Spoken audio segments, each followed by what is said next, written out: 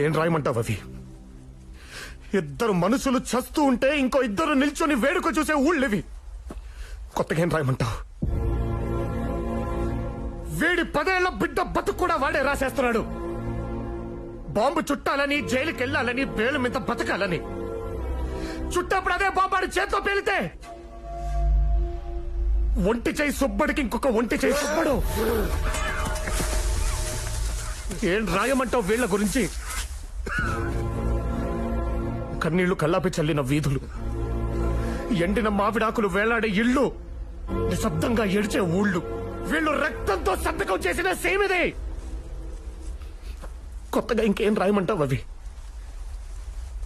నెత్తురెండిన నేల మీద పువ్వులు పోయాలని నేను కాదు, కత్తులే మొలుస్తాయని వాడు.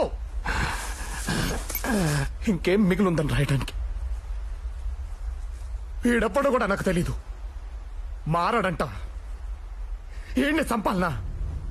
ఇద్దరు బ్రతకాలంటే ముగ్గురిని నరకాలనా? ఇది నేను అడగని యుద్ధం. ఇక్కడ చావుకే కొక్కటే శబ్దం. ఏం రాయమంటావు అవి? రే మారప్ప, ఏంద్ర నిలబడి సూచాండావు? ఈ నయ్యం చంపిన అట్లాంటి నా కోసం కన్నీళ్లు కరుచాండాడు. ఇట్టంటోడికి అడ్డు నిలబడితే మట్టి కొట్టుకుని పోతాంరా. ఎత్తరా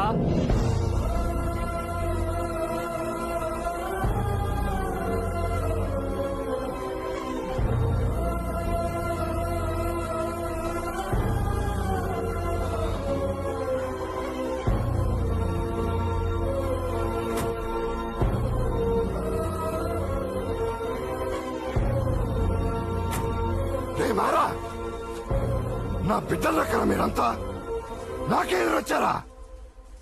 బిడ్డనే కనికరం లేకుండా చంపినోనివి. బిడ్డల్లా అంటోళం మేము ఒక లెక్క.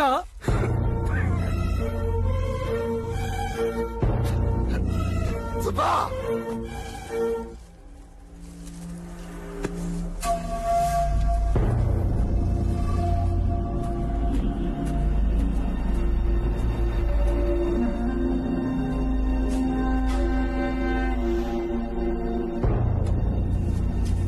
చిన్నయ్య, మీ వాళ్ళకేం కాదు. మాట ఇచ్చాండా. ఈ సుబ్బుడు మాట అంటే ఓడు పాణం కంటే ఎక్కువ. ఓడిని అడుగు కావాలంటే.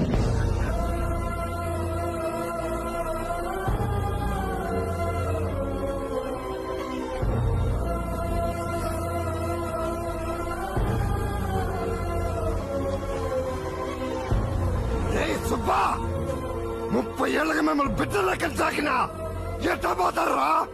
ఎట్టా? బసిరెడ్డి, ఎట్టా మారుస్తానంటివే? ఎట్టా? ఎట్టాగే? నువ్వు మాట్లాడితే మారటానికి నేను బాలెడ్డిని కాను. కన్నీళ్ళు పెడితే కరగడానికి సుబ్బన్ని కాను.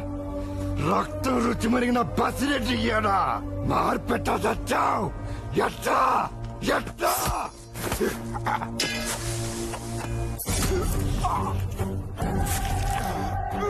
ఎట్టా? ఎట్టాగే?